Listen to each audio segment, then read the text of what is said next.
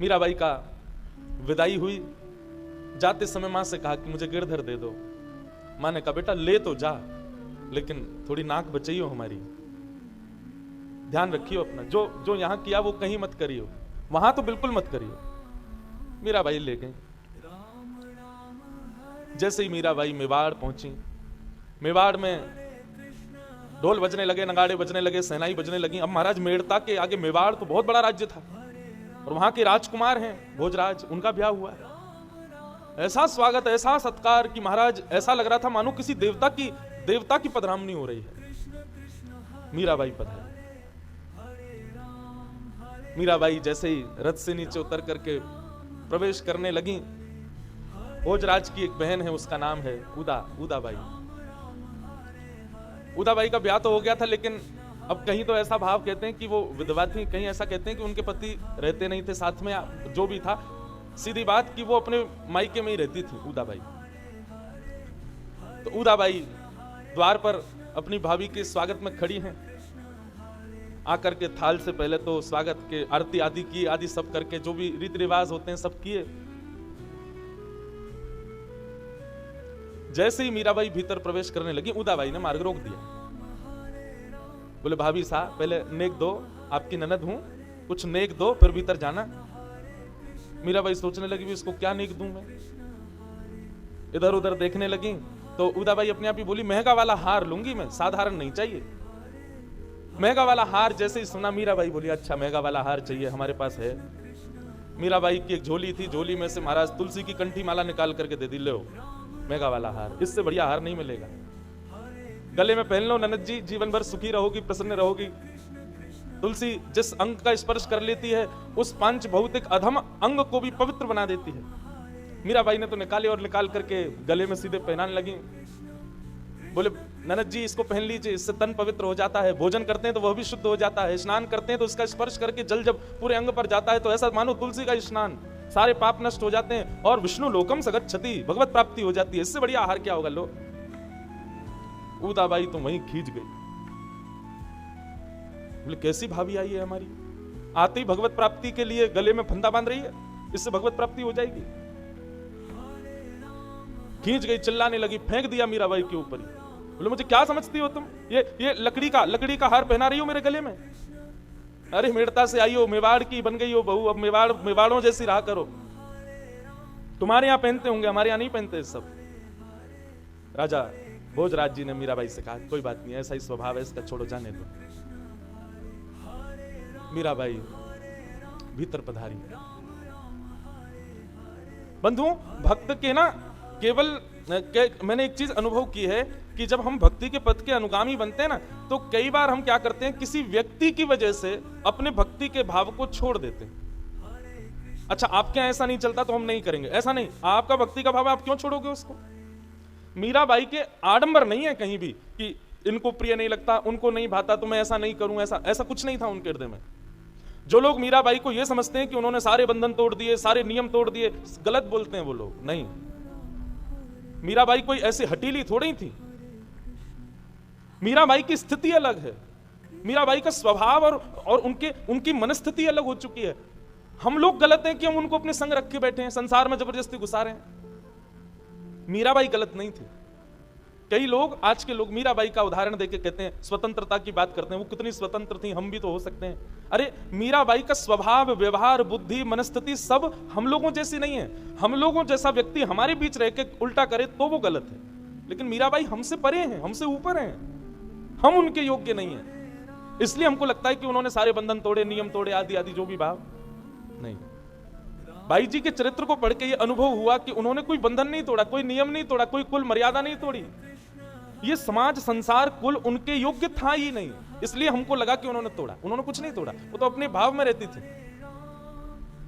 मीराबाई गई, बढ़िया भोजराज का सुंदर भवन कक्ष में जैसे ही पहुंची तो सुंदर ठाकुर जी की एक पाटा लगा करके बढ़िया ठाकुर जी को उसके ऊपर विराजमान कर दिया।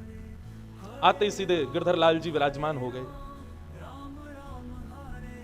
मीराबाई ने मन में विचार किया, बड़ी दूर की यात्रा करके आए हैं, थक गए होंगे, ठाकुर जी के लिए उष्ण जल लेकर के आई। आते ही सारे काम, वो नहीं बहुओं वाले कुछ नहीं, आते ही उष्ण जल लेकर के आई, गर्म जल लेकर के आई, ठाकुर जी को स्नान कराने लगी। ठाकुर जी को स्नान करा करके उनको पहुंचने लगी, अपनी सेवा में लग गई। आते ही उदाबाई फिर आई कमरे में। भाभी साहब तो आराम हो गया होगा, बहुत देर हो गई आए हुए, नीचे सब प्रतीक्षा कर रहे हैं। राजमाता बुला रही हैं, माता जी आपको बुला रही हैं। मीराबाई बोली अभी ठाकुर जी बहुत दूर से चल के आए, अभी स्नान हुआ है, अब स्नान करके अब ठाकुर जी को पोशाक धारण कराऊंगी, फिर भोग बनाऊंगी, बना करके फिर भोग लगाऊंगी, लगा करके फिर ठाकुर जी को पौड़ाऊंगी, तब आऊंगी। उदाबाई बोली आप मेरी माँ की आज्ञा की अवहेलना कर रही हो, मेवाड़ की राजमाता की आज्ञा की अवहेलना कर रही हो आप। और ये तुम्हारे संग जो मूर्ति आई है, इसकी ये कौन है, ये क्या है? अरे इसकी बाद में हो जाएगी सेवा, आप अभी अभी आई हैं, कम से कम अपनी सास की इतनी लाज को बुला रही हैं, तो चलो आज्ञा मानो।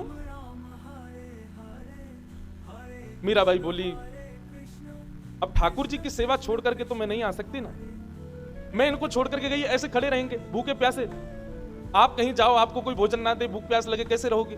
बोले मेरी बात अलग है। बोले आपकी बात अलग क्यों है? मेरे ठाकुर जी कोई साधारण तो नहीं है। चैतन्यता को सब जगह परिभाषित करती है मीराबाई। उदाबाई ने कहा आपको चलना पड़ेगा, हमारे यहां रिवाज है कि ब्याह होकर के जब बहू आती है तो बहू को आते ही सब माताएं लेकर के हमारी कुल देवी पूजने के लिए जाती, आपको चलना पड़ेगा। मीराबाई बोली देखो उदाबाई आप बुरा तो नहीं मानना, पर गिरधर लाल की सेवा के आगे मैं किसी अन्य देवी देवता की पूजा में मेरी ज्यादा रुचि नहीं है, और बिना रुचि के कोई काम करना नहीं चाहिए। इसलिए मेरी प्रार्थना है कि आप सबसे कह दो कि वही सब चले जाएं, कर दें जो करना है, बाकी मेरे को आप इस भाव में मत बांधो। उदाबाई कहने लगी माँ की आज्ञा नहीं मान रही, राजमाता की आज्ञा नहीं मान रही, और अब तुम मतलब हमारे यहाँ के रीति रिवाज भी तुम्हारे पीतल के ठाकुर जी के आगे कुछ भी नहीं। अभी रुको, अभी जाती हूं, मां से तुम्हारी शिकायत करके आती हूं। उदाबाई गई, जाकर के कहने लगी कैसी भाभी आई है हमारे घर में, क्या पसंद करके लाए हो आप इसको? क्या हो गया? बोलो उसने स्पष्ट मना कर दिया, वो तो आने से इनकार कर रही है, वो तो कह रही है पहले मैं उनकी पूजा वूजा करूंगी, उनकी सेवा करूंगी, तब आऊंगी। मैंने कहा माँ की बात नहीं मान रही, सास की बात नहीं मान रही, अरे कम से कम कुलदेवी पूजने चलो। उसकी बातों से तो ऐसा लगता है वो अपने आप को ही कुलदेवी मानती है सबकी, वो तो आने से मना कर रही है। राजमाता भी खींच गई, ऐसे कैसे? 2-3 सखियां और भेजी, उदाबाई फिर गई साथ में, जाकर के फिर उनको कहने लगे कि अब आप नई आई हैं, अभी से आकर के इस प्रकार सबके हृदय में मन मुटाव करना उचित नहीं है, भाभी साहब चलो। मीराबाई बड़ी परेशान हो गई, बोले ये तो सेवा करने ही नहीं दे रहे, मेरे लाल जी भूखे बैठे हैं, प्यासे बैठे हैं, ये कुछ करने ही नहीं दे रहे हैं। मीराबाई उठ के खड़ी हो गई, बोले कि ये कौन सी देवी पूजा के लिए जा रहे हैं? बोले कि कुल देवी का पूजन करना है। बोले कुल देवी की पूजा से क्या होता है? बोले सौभाग्य अमर अजर होता है, पति की आयु लंबी होती है। मीराबाई बोली उदाबाई आपने की थी कुल देवी की पूजा? उदाबाई बोली मैंने तो 5 बार की थी। तो फिर कहां चले गए हमारे आपके पतिदेव? अब तो वो और खींच गई इस बात पर, चिल्लाने लगी, चीखने लगी। पहले ही आते ही मीराबाई के प्रवेश करते ही मेवाड़ में हल्ला शुरू हो गया। लेकिन मीराबाई तो अपने ठाकुर जी की सेवा में मगन रहती। बंधुओं ऐसी परिस्थिति में मीराबाई मेवाड़ में कैसे रुक गई, कैसे रह गई? इसमें 2 भाव प्रधान हैं। पहली बात तो मीराबाई को देहाभिमान तो है नहीं, उनको देह का अभिमान नहीं है, उनसे कोई कुछ भी कहे उनको इस बात की कोई चिंता नहीं है। देहाभिमान की शून्यता पहला कारण मीराबाई के टिकने का, और दूसरा कारण भोजराज की सहमति। भोजराज ने पहली वचन दिया था कि मैं केवल आपसे ब्याह करके इसलिए ले जा रहा हूं ताकि आपके घर वालों का मुख बंद हो जाए, बाकी हम और आप सदा एक मित्र की भांति रहेंगे, हमारा आपका पति और पत्नी का व्यवहार नहीं चलेगा। ये वचन पहले ही भोजराज दे चुके थे मीराबाई को। मीराबाई के इन सब भावों से सब दुखी होने लगे। भोजराज कभी मीराबाई पर आकर के कोई आक्रोश नहीं करते थे। एक दिन आकर के बैठे और बैठ करके मीराबाई से वार्तालाप करने लगे। भोजराज ने बात तो शुरू की कि आपने योग की शिक्षा ली है, आपको ध्यान भी आता है? थोड़ा उसके बारे में मुझे बताओ। तो मीराबाई बड़े बड़े प्रवचन सुनाने लगी, भोजराज बैठ के सुनते थे। एक प्रकार से मेवाड़ में मीराबाई को एक श्रोता मिल गया और मीराबाई उन्हीं को चर्चाएं सुनाती थी। पूछते पूछते जब ज्ञान की परिधि भक्ति में पहुंची तो भोजराज ने मीराबाई से पूछ लिया, क्या आपने कभी गिरधर लाल को प्रत्यक्ष देखा है? और ये प्रश्न होते ही मीराबाई के नेत्र बंद हो गए और याद आ गई वो तिथि जिस तिथि में ब्याह हुआ मीराबाई का। वर्णन करने लगी, बोले आपके यहां से मेरे लिए 16 श्रृंगार आए थे, उसमें से तो एक वस्तु भी मैंने धारण नहीं की।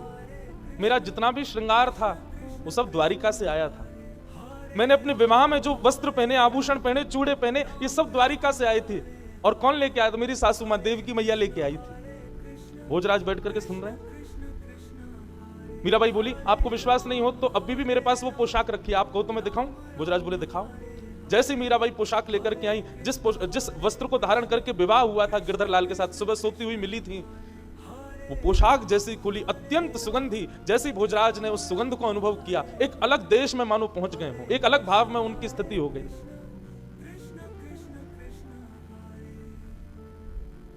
उसमें जड़ी के कार्य, सोने की पट्टियां आदि, वो सब देख करके भोजराज बोले, मुझे नहीं लगता कि इस विश्व में कोई ऐसी पोशाक बना सकता है। बोले वही तो, मुझे स्वयं अपने हाथों से द्वारिकाधीश ने गले में हार पहनाया। भोजराज बोले, मैं देख सकता हूं? बोले हाँ। हार जैसे दिखाया तो उस हार में द्वारिकाधीश का एक सुंदर सा चित्र बना हुआ था। ये सब देख करके भोजराज ना चाहते हुए भी, और ना चाहते हुए नहीं, वो चाहते थे, बस उनका विश्वास और दृढ़ होता जा रहा था। ज्यों ज्यों मीराबाई अपनी भक्ति की पराकाष्ठा बताए, भोजराज उतना ही भक्त बनता जाए मीराबाई का। मीराबाई अपना एक एक संस्मरण बता रही, कैसे मेरा हाथ पकड़ा था, कैसे मुझसे फेरे लिए थे, कैसे मेरे मांग में सिंदूर भरा था, कैसे विदाई हो रही थी, कौन रो रहा था, कौन हंस रहा था। और वर्णन करते करते भोजराज ने पूछा, द्वारिकाधीश कैसे दिख रहे थे, जरा वो बताओ ना। मीराबाई ने जैसे रूप का वर्णन किया, रूप का वर्णन करते करते करते करते मीराबाई के नेत्रों से अश्रु प्रवाह होने लगा, भगवत स्मृति होने लगी, विरह होने लगा, याद आने लगी गोपाल जी की। और बोलते बोलते, मेरे कन्हैया, मेरो गिरधर, मेरा गिरधर, मेरा गिरधर करते करते मीराबाई वहीं बेहोश हो गई, मूर्छित हो गई। भोजराज जी के सामने हुई ये घटना पहली बार थी, घबरा गए। मीराबाई के साथ कुछ दासियां मेड़ता से आई थी। भोजराज दौड़े सीधे बाहर, जाकर के उन दासियों को बुलाया। दासियां आई, आकर के मीराबाई को किसी ने उठाया नहीं, जिस अवस्था में जैसी पड़ी पड़ी हैं, बस चारों तरफ बैठ करके मृदंग करताल लेकर के उन्होंने कीर्तन करना शुरू कर दिया। भोजराज देख करके अपने आप पर विश्वास नहीं कर पा रहे थे, ये हो क्या रहा है। और थोड़ी देर का कीर्तन सुनते सुनते मीराबाई सचेत हो गई और चेतना में आकर के बैठ गई। ये सब दृश्य देख करके भोजराज मीराबाई के चरणों में सर रख करके बैठे। मीराबाई असहज हो गई, भाई साहब उठ के खड़ी हुई, क्या कर रहे हैं आप? बोले, मैं आपको मित्र नहीं मान सकता, मैं आपको किसी और रूप में नहीं देख सकता। आप कृपा करने के लिए हमारे जीवन में आई, आप कृपा करने के लिए मेवाड़ की भूमि पर आई। मैं बस आपसे एक ही प्रार्थना करता हूं, एक बार अपना वरद हस्त मेरे सिर पर रख दीजिए।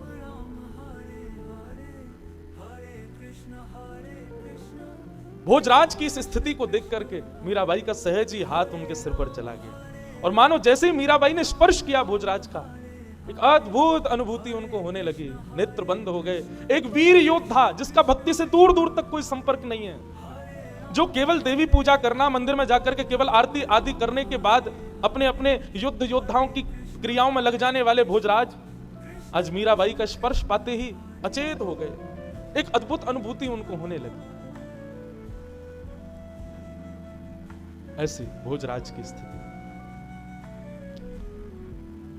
भोजराज बोले, मुझसे आपकी तरह गाना तो आता नहीं है, आपकी तरह नृत्य तो मैं कर नहीं सकता, पर फिर भी मैं आपसे प्रार्थना करना चाहता हूं कि मुझे भी कुछ बताइए कि मैं कैसे भक्ति में आगे बढ़ूं। हमारे परिवार में दूर दूर तक ऐसा किसी के हृदय में भाव नहीं है। मैं आपसे प्रार्थना करना चाहता हूं, आप मेरे जीवन में आई हैं, हमारा विवाह संसार के लिए हुआ, लेकिन शायद क्या पता ये संकेत हो, ठाकुर जी चाहते हो कि मैं भी वैष्णव बन जाऊं, कृपा करके मुझे कुछ मार्ग बता दीजिए। मीराबाई बोली, आपको आवश्यकता नहीं नाचने गाने की, बस जो भी करो ठाकुर जी के लिए करो, ठाकुर जी की प्रसन्नता के लिए करो, वो रीझ है इस भाव से करो। यही सेवा है। इससे अतिरिक्त आपको और भी कुछ करने की आवश्यकता नहीं है भगवान, आप तो बस इसी भाव के साथ में होने लगो। अच्छा, जो ठाकुर जी को प्रिय लगे वो करो। कल कथा में मैंने एक भाव कहा था कि मेवाड़ में श्रीनाथ जी के विराजने के दो कारण हैं। हमारे श्री गोवर्धन नाथ श्रीनाथ जी आज नाथ द्वार में विराजते हैं उदयपुर के पास। दो कारण हैं, पहली तो भक्तिमती मीराबाई और दूसरी अजब कुमारी। अजब कुमारी का चरित्र भी बहुत सुंदर है। अजब कुमारी एक राजवंशीय नारी थी, कन्या थी। ब्रज यात्रा पर जब गई तो ब्रज में भ्रमण करते हुए जब उन्होंने श्री गोवर्धन में गिरिराज जी का दर्शन किया, श्रीनाथ जी का दर्शन किया, गिरधर लाल का दर्शन किया, दर्शन करने के बाद जब वापस लौट करके अपने स्थान पर गई तो ज्यों ज्यों अपने स्थान के समीप पहुंचे, ठाकुर जी से दूर जाएं, त्यों त्यों उनकी विरह वेदना बढ़े और उनकी विरह वेदना एक ज्वर के रूप में चढ़ती थी। वैद्य आते, बड़े बड़े हकीम आते, लेकिन कोई भी अपनी औषधि से उनके ज्वर को ठीक ना कर पाता। एक दिन उन्होंने अपने परिवार के लोगों से कहा, यह ज्वर औषधियों से ठीक नहीं होगा, यह ज्वर इन सब वैद्यों के, हकीम के क्रियाओं से ठीक नहीं होगा। बोले कैसे ठीक होगा? बोले जब तक मेरे गिरधर लाल मेरे सामने नहीं आएंगे, जब तक मुझे वो दिखेंगे नहीं, तब तक ये ज्वर ठीक नहीं होगा। उनके पिता आदि जो राजवंशी थे, सबने कहा देखो हम तुमको दर्शन करने भेज देंगे, लेकिन सदा के लिए तुम ब्रज में रहो, ये आज्ञा तो हम नहीं देंगे। कुछ दिन के दर्शन के लिए तुम चली जाओ। और अजब कुमारी गोवर्धन पधारी और गोवर्धन आकर के वहां ठाकुर जी का दर्शन करती, 8 याम दर्शन करती, 8 बार दर्शन करती ठाकुर जी की, सुबह मंगला से रात्रि शयन तक। और जब दर्शन करने लगी तो ठीक होने लगी। एक दिन उन्होंने सब मंदिर के अधिकारियों से जाके कहा, मुझे मंदिर में कोई सेवा दे दो। आप सब सेवा करते हैं, कोई रसोई घर की, कोई कहीं की, कोई मुझे भी कोई सेवा दो। तो मंदिर के अधिकारी जी ने कहा, देखो भाई सेवा में तो केवल पुरुष आते हैं, तुम देखती हो आरती भी पुरुष ही करते हैं, श्रृंगार भी पुरुष ही करते हैं, रसोई भी पुरुष ही बनाते, सब पुरुष ही करते हैं। अब तुमको हम क्या सेवा दें? तुम अपने मन से, तुम्हारे भाव में कोई सेवा हो तो ठाकुर जी के दर्शनार्थी जहां खड़े होते हैं वहीं बैठ के तुम कोई सेवा कर दिया करो, गाने की, नाचने की, बजाने की, कोई भी जो तुमको भाए। तो अजब कुमारी जो थी वो ठाकुर जी के सामने खड़ी रहती, बोली क्या सेवा करूं, क्या सेवा करूं। तब उसके मन में क्या आया कि मैं एक राजकन्या हूं और राजाओं में चौसर बहुत बढ़िया खेला जाता है। उसको चौसर खेलना आता था, चौपड़। और वो क्या करती, ठाकुर जी के आगे दर्शनार्थियों में बैठ करके चौपड़ लगा देती और चौसर सजा करके एक बार तो स्वयं चलती और फिर ठाकुर जी की बारी भी स्वयं चलती। ये मेरी बारी है, ये ठाकुर जी की बारी है। वो इतनी योग्य थी खेलने में कि वो जीतती ही थी, उसकी जीत निश्चित होती थी। लेकिन जैसे ही उसकी जीत होने वाली होती थी, वो ऐसी चाल चलती कि स्वयं हार जाती, ठाकुर जी को जिता देती। और जैसे ही ठाकुर जी को जिताती, ठाकुर जी को जैसे सामने देखती, सामने बैठे गिरधर लाल की दतुइयां दिखने लग जाती, प्रसन्न हो जाते ठाकुर जी, इतने खुश हो जाते। और वो ये दृश्य देख के कि लाल जी के दांत दिख रहे हैं, दंतावली दिख रही है, खूब रोती। और रोज का उसका यही नियम कि अलग अलग ढंग से ठाकुर जी के संग चौसर खेलती और चौसर खेलते खेलते जैसे ही जीतने वाली होती, जब जीतने वाली होती थी तब बीच में ठाकुर जी को जब देखती तो श्रीनाथ जी के पसीने आ जाते थे। बोले अब मैं हार जाऊंगा, अब मेरी हार एवे वाली है, ये तो जीत रही है। और जैसे ही हारने वाले होते थे ठाकुर जी, सो नीचे नजर करके ऐसी चाल चलती कि स्वयं हार जाती, उनको जिता देती। ठाकुर जी प्रसन्न हो जाते। ये दृश्य कुछ और भी वैष्णवों ने देखा कि अजब कुमारी जब ठाकुर जी के सामने चौसर खेलती है, ठाकुर जी की दंतावली का दर्शन होता है। 1, 2, 3, 4, 5 दिन हो गए। अब अजब कुमारी के घर के लोग कहने लगे वापस चलो, वापस चलो। अजब कुमारी बोली एक खेल और खेल ले तो। आज पुनः खेल खेला, इतना टक्कर का खेल हुआ कि महाराज कौन जीते कौन जीते। जैसे ही अजब कुमारी ने चाल चली तो अजब कुमारी की अगली चाल पर जीत घोषित होनी थी। और जीत होते होते होते होते जैसे ही उसने चाल चली ठाकुर जी को जिताने की, ठाकुर जी को जैसे जिताया, आज ठाकुर जी फूले नहीं समाये, क्योंकि आज तो जीतने के कोई भाव ही नहीं था। आज तो ठाकुर जी को पक्का था मैं हार जाऊंगा, लेकिन आज फिर अजब कुमारी ने जैसे जिताया तो आज ठाकुर जी हंसे नहीं, अजब कुमारी के सामने प्रकट ही हो गए। वो प्रकट हो गए, अजब कुमारी को हृदय से लगा लिया। हृदय से लगा करके ठाकुर जी लिपट गए अजब कुमारी से। और लिपट करके बोले मैं तुमसे बहुत प्रसन्न हूं, मुझे बहुत अच्छा लगता है तुम आकर के मेरे साथ खेलती हो, बताओ तुम्हें क्या चाहिए। अजब कुमारी ने कहा जो मांगूंगी सो दोगे, तो तुम मांगने में देरी करोगी, मैं देने में देरी नहीं करूंगा। बस यही भाव जान करके अपने हाथ में ठाकुर जी का हाथ लिया और कहा वचन दीजिए कि आप मेवाड़ में विराजेंगे, ताकि मैं रोज आपका दर्शन कर सकूं, मैं आपसे दूर नहीं रह पाऊंगी। अपने अत्यंत प्रिय ब्रज को, जिसको ठाकुर जी एक पल भी बिसारते नहीं है, जिसको एक क्षण के लिए भी ठाकुर जी छोड़ते नहीं है। हमारे ब्रज में कहते हैं ठाकुर जी जब मथुरा चले गए तो उद्धव से कहते हैं ऊधो मोहि ब्रज बिसरत नाही, मैं ब्रज को भूल नहीं पा रहा। इतना प्रेम ठाकुर जी ब्रज से करते हैं। अभी 3-4 दिन पहले हमारे द्वारिका के पुजारी जी अहमदाबाद में मिले तो उनका भाव भी था, मैंने भी एक भाव कहा कि मैंने ऐसी कथाएं सुनी हैं कि प्राचीन काल में जब साधन नहीं थे ना, तो कभी कभी द्वारिकाधीश का श्रृंगार बहुत सुंदर हो जाता था।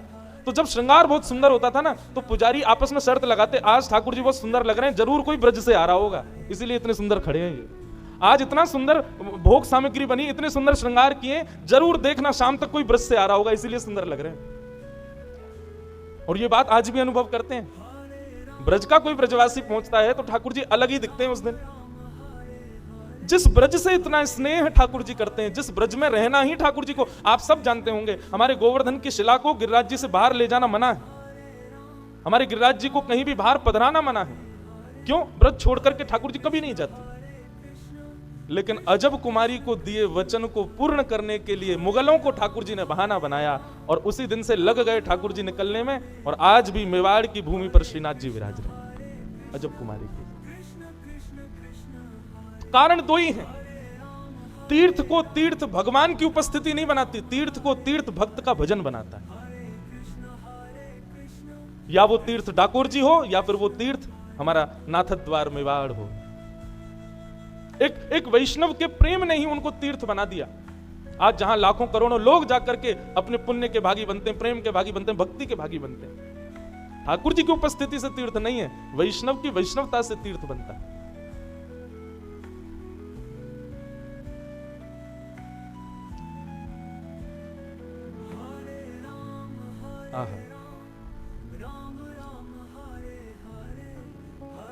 भाई साहब सत्संग करती हैं भोजराज के साथ और कभी कभी उनको सुंदर सुंदर भाव सुनाती हैं। अब कभी भी बाईसा को ठाकुर जी का अनुभव होता है, और जब भी ठाकुर जी का अनुभव होता है तो भोजराज बैठ करके देखते हैं। एक बार तो बंधुओं होली का समय, अर्धरात्रि का समय, अचानक मीराबाई उठ गई, उठ करके मेरे गिरधर मारो गिरधर मारो गिरधर करके बोलने लगी। इतने में ही भोजराज अचेत हो गए। देखा उठ करके मीराबाई, क्या हुआ? श्वेत वस्त्र पहने मीराबाई ने, नेत्र बंद हैं, शरीर कांप रहा है, ठंडा पड़ गया है पूरा शरीर। और तभी भोजराज ने क्या देखा कि श्वेत वस्त्र मीराबाई के अचानक कहीं पर गुलाल के छींटे पड़े हैं, अचानक ही कहीं पर केसर की बूंद प्रकट हो रही हैं, अचानक ही कहीं पर चंदन की बूंद प्रकट हो जाती हैं। भोजराज ये सब दृश्य देख करके नतमस्तक हो जाते और कभी कभी तो स्वयं को कोसते, मुझे कब अनुभव होगा इनका, मुझे कब अनुभव होंगे ऐसे। ऐसी अनुभूतियां भोजराज को होने लगी, और ज्यों ज्यों ये अनुभूतियां बढ़ने लगी त्यों त्यों भोजराज की भक्ति मीराबाई के चरणों में बढ़ने लगी। अब तो वो इसी भाव से मीराबाई के साथ रहने लगे। एक दिन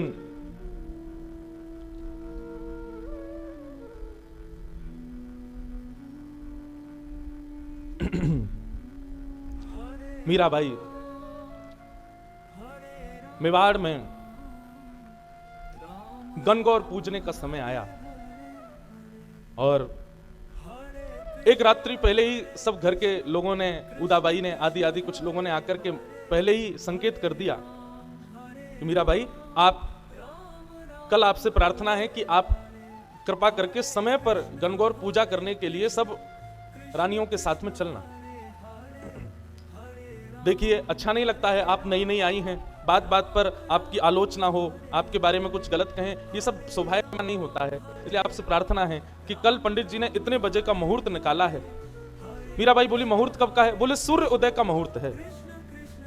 अब मीराबाई बोली देखो मैं करना नहीं चाहती, लेकिन जबरदस्ती कुछ ना कुछ, अब देखिए सूर्य उदय पर ही लाल जी उठते हैं, अब मैं सूर्य उदय पर कैसे आऊं? लाल जी को उठाऊं क्यों, आपके साथ में पूजा करने जाऊं। सखियों ने कहा देखो लाल जी की बाद में सेवा हो जाएगी, लाल जी बाद में उठ जाएंगे, आप देख लो ना, एक दिन गणगौर की पूजा करने चलो। मीराबाई रात भर सोचने लगी क्या करूं क्या करूं क्या करूं। ब्रह्म मुहूर्त का समय हुआ, मीराबाई उठ गई, नहा धो करके ठाकुर जी के लिए जल उष्ण किया, चूल्हे पर गर्म करके जल, जैसे ही बोले आज ठाकुर जी की जल्दी सेवा कर देती हूँ। जैसे ही उष्ण जल लेकर के ठाकुर जी को उठाने के लिए पद गाना प्रारंभ कर ही रही थी कि पद प्रारंभ करते मीराबाई के मन में आया, रात भर तो ये उधम मचाते हैं, रात भर तो ये हमारे संग में बातें करते हैं, रात में इतनी देरी से सोए हैं, थक गए होंगे, हार गए होंगे, और मैं भी कितनी कितनी कितनी दूषित भाव वाली हूं। मैं ये भी विचार नहीं कर रही हूं कि इनको भी नींद आ रही होगी, रात में देरी से सोए हो, मैं इनको उठा दूंगी। और गाते गाते मीराबाई रुक गई, रुक करके बोली नहीं, अभी अभी थोड़ी देर पहले ही तो सोए, अभी कैसे उठा दूं। फिर मन में आता है, बोले कि नहीं उठाऊंगी, नहीं सेवा करूंगी तो फिर सूर्योदय होगा, मुझे गणगौर के लिए जाना पड़ेगा, वहां जाएंगे, फिर पूजा होगी, फिर नाच गाने होंगे, आदि आदि सब चलेगा, आधा दिन तो उसमें ही निकल जाएगा, फिर सेवा कब करूंगी, आके सेवा करूं, तब तक भूखे प्यासे बैठे रहेंगे बेचारे। अब मीराबाई संकट में पड़ गई, क्या करूं, जाऊं नहीं जाऊं, सेवा करूं नहीं करूं। जप करने लगी, बैठे बैठे जप करते करते करते इतने में सूर्योदय का समय हो गया, और सूर्योदय का समय होते ही मीराबाई ने पद गाया, ठाकुर जी को उठाने का पद आया, ठाकुर जी को उठाया,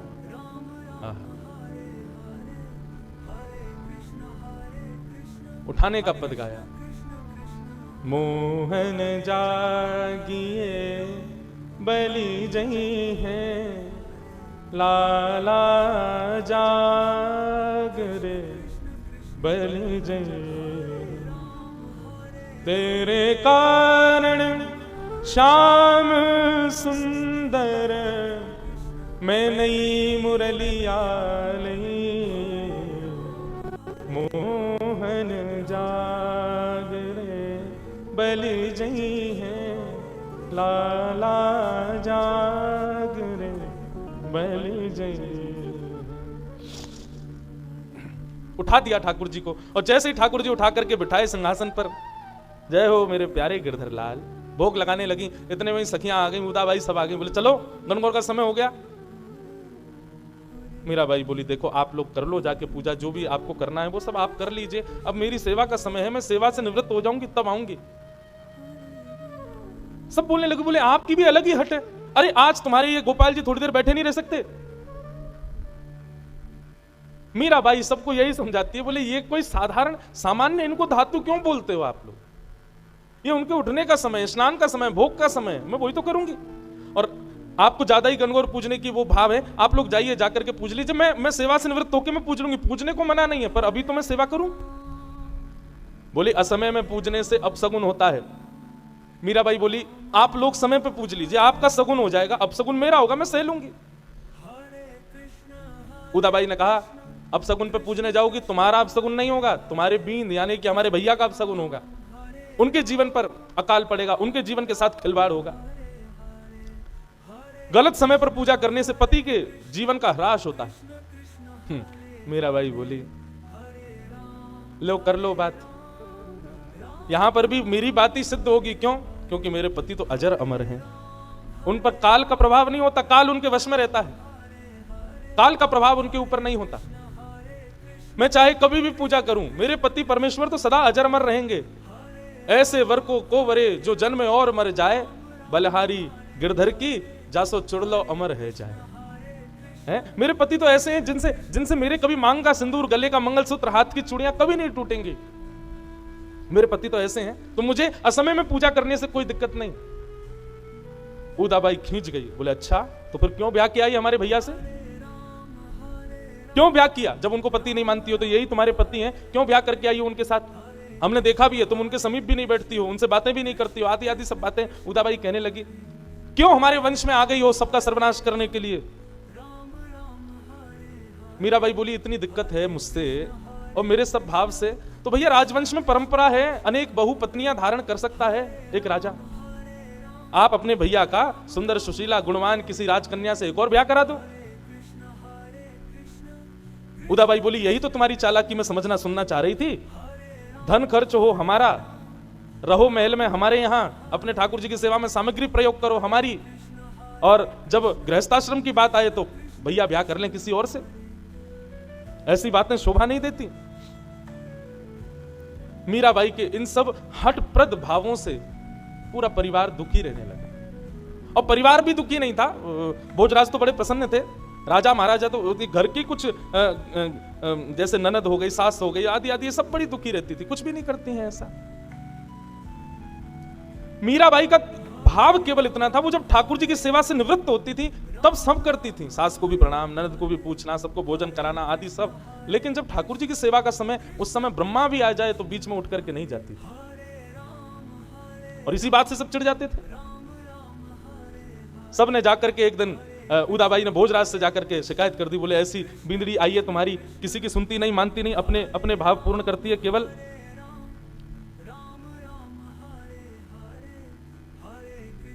भोजराज ने अपनी बहन को ही समझाया, बोले बहन हम लोग राजा आदमी हैं, हम लोगों को लड़ाई करना, झगड़ा करना, धन अर्जित करना, रत्न बनाना, इन्हीं से ही फुर्सत नहीं है। भक्त लोगों की भाषा हमको समझ में नहीं आएगी। मीरा भक्त है, वैष्णव है, उसके भक्ति भाव में उसको लगे रहने तो, हमारे तुम्हारे विषय से परे है उसके भाव। इसलिए बहन मैं भी कहूंगा कि तुम भी ज्यादा मत पड़ा करो, उसको करने दिया करो जो उसका भाव हो। उदाबाई बोली खुद हमारे पति की भी बुद्धि पर कुछ टोना कर दिया इसने, हमारे भैया की बुद्धि पर भी कुछ टोना कर दिया, वे भी कुछ नहीं समझ रहे बात को। इस प्रकार बंधुओं चलता रहा। लेकिन एक बहुत सुंदर समय आया, और वो सुंदर समय ये था कि जब से मीराबाई मेवाड़ विराजने लगी, अपने ससुराल आ गई, तो वृंदावन से, अयोध्या से, जगह जगह से संत जन पहले जब पुष्कर जाते थे तो पहले मेड़ता जाते थे, और मेड़ता में राव दुदा जी के यहां पर रह करके थोड़ा कुछ दिन व्यतीत करते, और उसमें भी लोभ होता था मीराबाई के दर्शन का। मीराबाई का दर्शन करते और दर्शन करने के बाद फिर पुष्कर जाते थे। लेकिन अब मेड़ता में संतों की जमात आनी बंद हो गई। क्यों? मीराबाई तो है नहीं। लेकिन कुछ संतों को बड़ी व्याकुलता हुई मीराबाई के दर्शन की, तो वे सब मेवाड़ पहुंच गए। अब मेवाड़ में एक संत, दो संत, 10 संत आवे तब तक तो ठीक था, लेकिन अब तो जमात की जमात 100-100 संत मेवाड़ आने लगे। मेवाड़ के लोग तो भयभीत रहते थे कि कब आक्रमण हो जाए, क्योंकि एकमात्र ऐसा राज्य था भारत का जहां पर कोई भी पराजय नहीं कर पाया किसी को। तो राजाओं को लगा था संतों के रूप में कहीं ये रूप बदल करके मुगल तो नहीं आते हैं। इसलिए जितने भी संत मेवाड़ आते थे उनके साथ में अनुचित व्यवहार किया जाता था ताकि ये दोबारा ना आवे। और मेवाड़ में एकाध मंदिर था थोड़ी दूरी पर, वहीं उनको वहीं तक सीमित रखा जाता था, कहीं से भी वो राजभवन के पास ना पहुंचे, ऐसी व्यवस्था देखी जाती थी। अब राजभवन में मीराबाई उनके दर्शन के लिए तो आते ही थे सब। तो मीराबाई को जब ये बात खबर पता चली कि संत जन आते हैं, तो मीराबाई राजभवन की एक अटारी पर कभी कभी जाकर के खड़ी हो जाती और वहीं से ही संतों के ऊपर पुष्प वर्षा करती, वहीं से ही उनकी आरती करती, वहीं से ही दंडवत प्रणाम करती, संतों का सम्मान कर देती और संतों को मीराबाई का दर्शन हो जाता। भोजराज ने जब ये बात भोजराज जी को पता चली, तो भोजराज ने जाकर के संतों से पूछा कि आप सब वैष्णव हैं, संत जन तीर्थों में भगवत दर्शन करने जाते हैं, आप मेवाड़ क्यों आते हो? और मैंने जैसा देखा कि हमारे यहाँ की प्रजा आपका ज्यादा सम्मान नहीं करती, आपका अपमान कर देती है, फिर भी आप मेवाड़ आते हो। संतों ने बहुत सुंदर बात कही, बोले कि राजा भोज, हम वैष्णव संत जन पहले मेड़ता जाया करते थे, वहां तो मीराबाई का सहज दर्शन होता था। तो मीराबाई के दर्शन से प्रभाव ये होता था कि हमारे चित्त में भजन की और ऊर्जा प्रकट होती थी, भगवत स्मरण करने के और ज्यादा भाव प्रकट होते थे। लेकिन जब से मेड़ता से मीराबाई चली गई, हमारे हृदय में कभी कोई भावना होती है कि हम अपने भजन को और थोड़ा दीर्घ करें, मेड़ता जाते हैं तो वहां मीराबाई मिलती नहीं, इसलिए हम लोग मेवाड़ आते हैं ताकि यहां आकर के मीराबाई का दर्शन करें, और दर्शन करते हमारा भजन बढ़े। संतों का भजन बढ़ता था मीराबाई का दर्शन करके। भोजराज जी ने यह भाव जाकर के राजा कुंभा को बताई, भोजराज जी के पिताजी, और कुंभा जी ने जब ये बात सुनी तो भोजराज जी और कुंभा जी दोनों के भाव से मेवाड़ में एक मंदिर बनाया गया, राजभवन से थोड़ी दूरी पर, और मंदिर बना करके संतों के लिए विशेष उपस्थिति वहां हो, संतों की व्यवस्था हो, संतों का आगमन होता रहे, ऐसा भाव वहां पर व्यवस्थित किया। अब तो मेवाड़ में भी सत्संग शुरू हो गए, मेवाड़ में भी संतों का आना शुरू, कथाएं प्रवचन होना शुरू हो गया। लेकिन संत जन तो प्रतीक्षा करते थे कि मीराबाई आवे, उनके दर्शन हो। अब मेवाड़ में तो राजकन्या बाहर नहीं जाती, राजा की पत्नी बाहर नहीं जाती, तो भोजराज जी ने उसकी भी व्यवस्था की कि सुबह शाम थोड़ी थोड़ी देर के लिए मीराबाई वहां जाने लगी,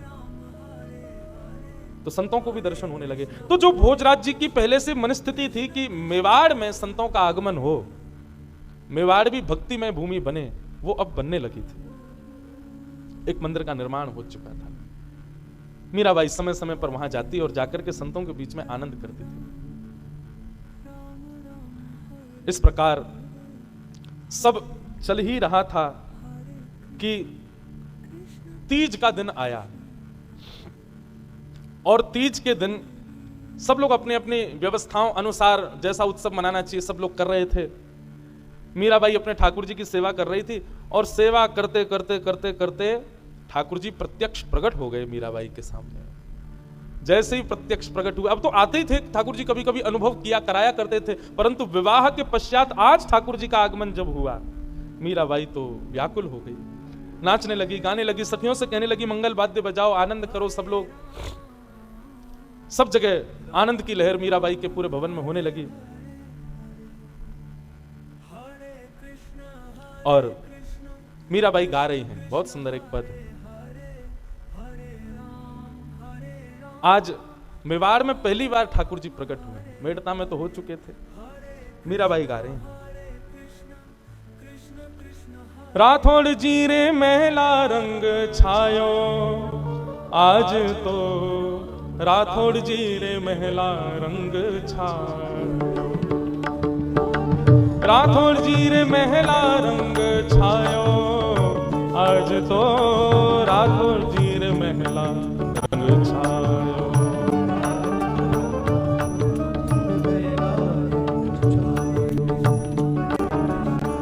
आज तो मेड़ती जी रे महला रंग छायो, आज तो राठौड़ जी रे महला रंग छायो, आज तो मेड़ती जी रे महला रंग छायो, आज तो राठौड़ जी रे महला रंग छायो।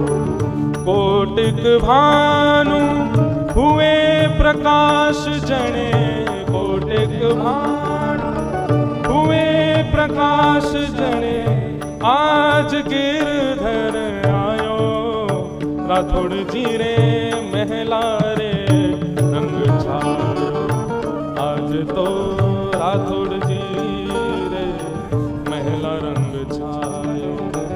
सुर नर मुनि जन ध्यान धरत हैं, सुर नर मुनि जन ध्यान धरत हैं, वेद पुराणन गायो, वेद पुराणन गायो। हे मीरा के प्रभु गिरधर नागर, मीरा के प्रभु गिरधर नागर, घर बैठा पिय पायो, घर बैठा पिय पायो, आज तो राठौड़ जी रे महला रंग छायो, आज तो राठौड़ जी रे महला रंग छायो। घर बैठे पिया पायो, आज तो राठौड़ जी रे महला रंग, आज तो राठौड़ जी रे महला। मीराबाई बड़ी प्रसन्न है, आज मेवाड़ में ठाकुर जी पधारे, राठौड़ जी के घर ठाकुर जी पधारे, घर बैठे पिया पायो। मीराबाई नाच रही हैं, गा रही हैं, बार बार हृदय से लगा रही हैं। बात पहुंची भोजराज के कानों में, दौड़ करके आए तो देखा एक आज अद्भुती छटा है पूरे महल की। बार बार भोजराज जी के हृदय में एक ही वेदना रहती है कि मुझे अनुभव कब होगा। मीराबाई की स्थिति देख करके भोजराज जी बार बार प्रणतिपात करते हैं, बार बार चरणों में प्रणाम करते हैं। बंधुओं, एक दिन भोजराज जी आगरा के पास कहीं युद्ध के लिए गए, और वहां युद्ध में बहुत गहरी चोट लगने की वजह से भोजराज जी जख्मी हो गए। जब उनको लाया गया वापस मेवाड़, वैद्यों ने चिकित्सा की, खूब औषधियां प्रदान की, लेकिन वैद्य जान गए थे कि विषैला बाण लगा है, जिसकी वजह से अब भोजराज जी शायद बहुत लंबे समय तक जीवित नहीं रह पाएंगे। भोजराज जी को चोट लगी, लेकिन ताने सब कसने लगे मीराबाई पे। बोले इसी की वजह से ही हुआ है। देवी पूजा करने से इनकार कर दिया, गंगोर पूजा करने से इनकार कर दिया, ये कर दिया, वो कर दिया, आदि आदि सब बातें कहने लगे। परंतु भोजराज जी जानते हैं कि मीराबाई का ऐसा कोई भाव नहीं है। आज भोजराज जी अपने पूरे तन पर औषधियों का लेप लगाए शयन कक्ष में पड़े हैं। मीराबाई आकर के समीप बैठी हैं। बंधु आज तक भोजराज जी ने स्पर्श तक नहीं किया मीराबाई को। मीराबाई आकर के समीप बैठी, घावों को देखने लगी। भोजराज जी बोले आप इस समय अपने लाल जी की सेवा में ही रहें। अच्छा, मीराबाई सेवा फिर भी समय से ही कर रही थी। भोजराज जी यहाँ पर पीड़ित पड़े, उससे भी कोई ऐसा नहीं कि वो सेवा में गई हूं, अब भी अपनी सेवा में ही लगी हुई हैं। परंतु आज समय जान करके भोजराज जी के पास आई और आकर के उनके घावों को देखने लगी। बोले मेरे गिरधर लाल सब मंगल करेंगे, आप चिंता मत करना। बंधुओं, भोजराज जी को देखते देखते नेत्रों में आंसू आने लगे। मीराबाई बोली आप रुदन क्यों कर रही हो? तो भोजराज जी बोले मैं बस आपसे एक प्रार्थना करना चाहता हूं। बोले बताइए। अब मेरे जीवन के ज्यादा दिन शेष नहीं बचे हैं। आपका और मेरा संग भी अब कुछ ही दिनों का कह लूं या कुछ क्षणों का, कभी भी मेरे प्राण निकल सकते हैं। मीराबाई बोली ऐसा मत कहिए, आप मेरे सखा हैं। बोले सखत्व तो पहले ही खत्म हो चुका, आप मेरी गुरु हो, मैं आपका शिष्य हूं, परंतु मैं अपने शिष्यत्व का निर्वहन नहीं कर पाया। अपने जीवन में गुरु की आज्ञा की कोई भी भाव का मैं पालन नहीं कर पाया हूं। पर मैं आपसे एक बात कहना चाहता हूं, मेरे जीवन के कुछ समय शेष रह गए, मुझ पर कृपा कीजिए। मीराबाई बोली आज्ञा करें, आप क्या चाहते हैं? भोजराज जी के नेत्रों से आंसू गिरने लगे और कहने लगे मुझे गिरधर का साक्षात दर्शन कब होगा? मुझे उनका साक्षात दर्शन कब होगा? अगर मुझे दर्शन नहीं हुआ और मैंने प्राण त्याग दिए तो मुझे लगेगा कि मैंने आपसे विवाह क्यों किया, क्यों लेके आया आपको मेड़ता से मेवाड़। मेरा आपका विवाह इस शर्त पर हुआ था कि सबके मुंह बंद हो जाएंगे, सब जो आपके पीछे पड़े हैं, और आपके पक्ष में तो ऐसा हो जाएगा कि सब कहना बंद कर देंगे, और मेरे पक्ष में ऐसा होगा कि मेवाड़ में भक्ति प्रकट होगी, मेवाड़ में संतों का आगमन होगा। भक्ति प्रकट हो गई, संतों का आगमन भी हो गया, लेकिन मुझे भगवत दर्शन नहीं हुआ। मीराबाई आप बुरा नहीं मानिएगा, पर जब रात में आपकी स्थिति देखता हूं ना मैं, मुझे कभी कभी ईर्ष्या होती है आपसे, ये कृपा मुझ पर क्यों नहीं होती। होली के दिन जब आपके श्वेत वस्त्रों को मैंने रंग में अपने आप प्रकट होते हुए देखा, मुझे लगा मेरे ऊपर यह कृपा कब होगी, मैं तो इसके सदा अयोग्य हूं। बंधुओं, इस प्रसंग को जब मैं पढ़ रहा था तो मेरे मन में भाव आया कि एक योद्धा बोल रहा है ये बातें, और योद्धा भी कैसी स्थिति में, जख्मी स्थिति में है। उसके अपने जख्म का कोई पीड़ा नहीं है, उसको कहीं से हार के आया हूं ऐसा भाव नहीं है। उसको तब भी यही चिंता है कि मुझे भगवत दर्शन नहीं हुआ। यही है भक्त के संग का प्रभाव। उसकी एक ही चिंता है कि मुझे ठाकुर जी क्यों नहीं मिले। और मीराबाई के सामने हाथ जोड़ करके भोजराज रोने लगे। मैं आपसे प्रार्थना करता हूं, अपने लाल जी को बोलो ना, मुझे एक बार मृत्यु से पहले मुझे दर्शन करा। और बंधुओं, भोजराज मीराबाई को देख रहे थे। मीराबाई शांत भाव में, कोई प्रसन्नता नहीं है चेहरे पर, भोजराज को अपलक नेत्रों से देख रही हैं। और देखते ही देखते मीराबाई के मुखमंडल पर एक अद्भुत प्रसन्नता हुई, और अद्भुत प्रसन्नता प्रकट होते ही मीराबाई के रूप मानो अनंत चंद्रमा मुख पर प्रकट हो गया हो। और प्रकट होते ही क्या देखा कि मीराबाई नहीं है, त्रिभंग ललित श्याम सुंदर सामने खड़े। मीराबाई के स्थान पर स्वयं ठाकुर जी बैठे हुए। भोजराज के सिर पर हाथ फेरते हुए कहा, राजा भोज क्यों परेशान होता है? तू मीरा के साथ थोड़ी रहता है, तू मीरा के पास थोड़ी बैठता है, तू मीरा को प्रणाम थोड़ी करता है, तू मीरा को थोड़ी देखता है, तू मीरा के रूप में मेरा ही दर्शन करता है। मैं मेवाड़ आया ही मीरा के रूप में तुझ पर कृपा करने के लिए था। और ये दर्शन करके भोजराज का हाथ कंपित होने लगा। क्या समझ में आया बंधु? 4 प्रकार की मुक्ति होती है, उसमें एक सायुज्य मुक्ति, सामिप्य मुक्ति, साक्त्य मुक्ति और एक एकाकार रूप मुक्ति। एक मुक्ति का रूप होता है जिसमें भक्त और भगवान विलग्न एक ही हो जाते हैं। मीराबाई उस स्थिति में आ चुकी थी, और आज राजा भोज ने उस रूप का दर्शन कर लिया। कटाक्ष नेत्र, सुंदर नासिका, अधर बिंब, जैसा मीराबाई वर्णन करती थी गिरधरलाल ऐसे हैं ऐसे हैं ऐसे हैं, वो सारा दर्शन मीराबाई के रूप में भोज को होने लगा।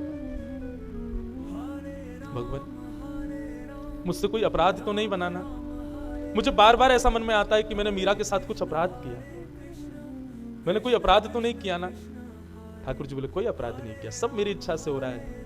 राजन तुम चिंता मत करो, अब तुम्हें मेरा दर्शन हो गया, अपनी शंका का समाधान दूर हो गया, अब तुम सहजता पूर्वक अपने कर्तव्य से निर्वहित होकर मेरी प्राप्ति कर लो।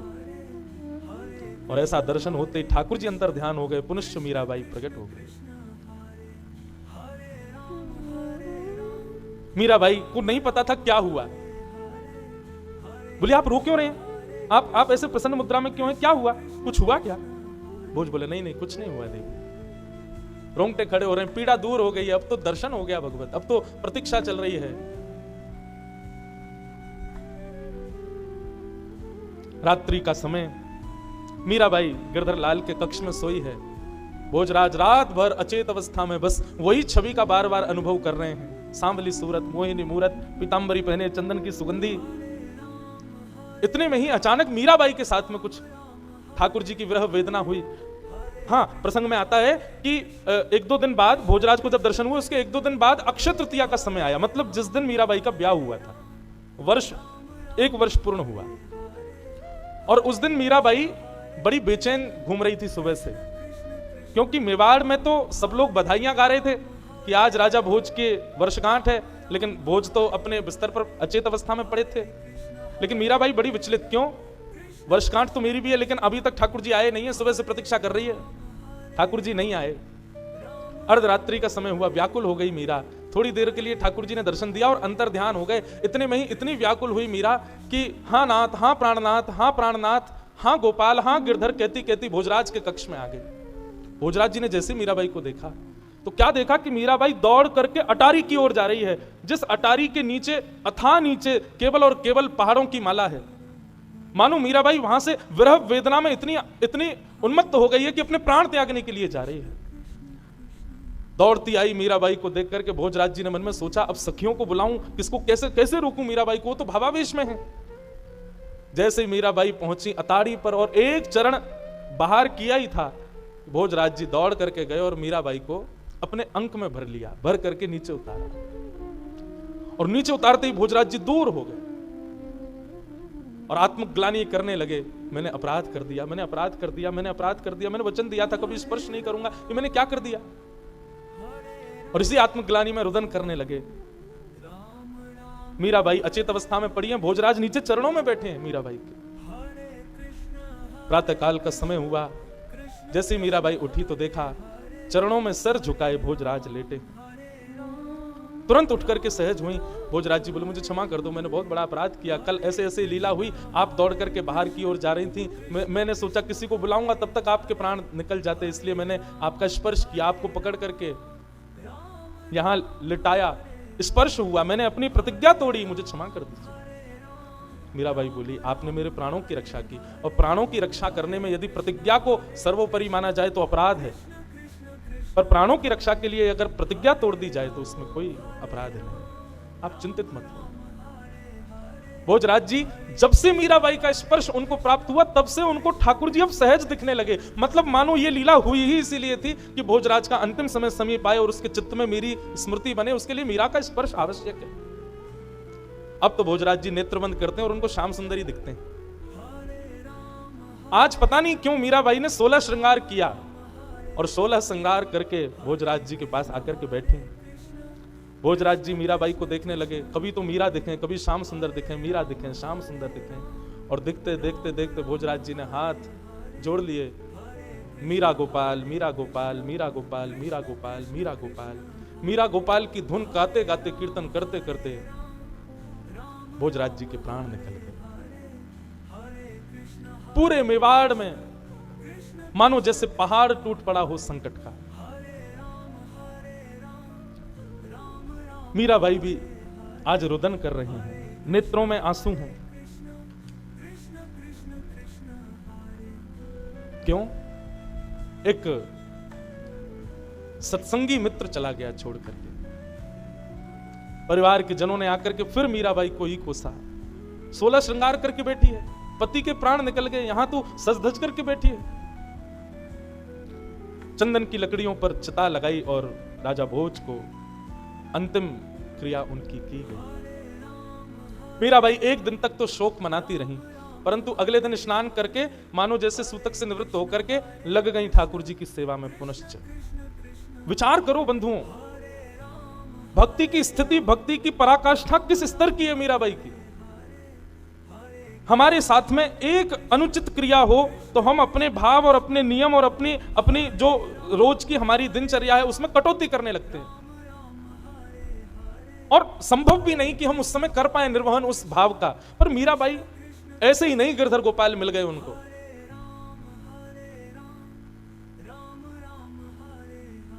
जिस स्थिति में वो हैं, जिस भाव में वो रहती हैं, वो साधारण नहीं।